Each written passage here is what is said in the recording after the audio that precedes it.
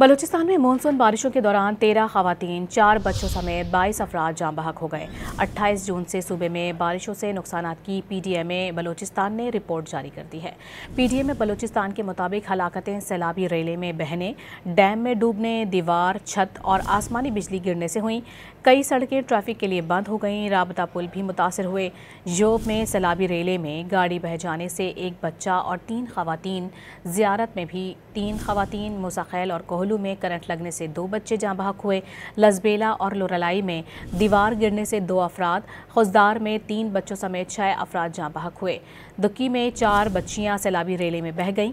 हरनाई में 2 बच्चे जाँ बहक हुए। मानसून बारिशों से 83 घरों को नुकसान भी पहुंचा। योब में सैलाबी रेले में गाड़ी बह जाने से एक बच्चा और 3 खवातीन, ज़ियारत में भी 3 खवातीन, मुसाखैल और कोहलू में करंट लगने से 2 बच्चे जाँ बहक हुए।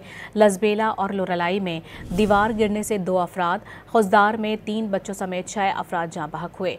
दुक्की में 4 बच्चियां सैलाबी रेले में बह गईं। हरनाई में 2 बच्चे जाँ बहक हुए। मानसून बारिशों से 83 घरों को नुकसान भी पहुंचा।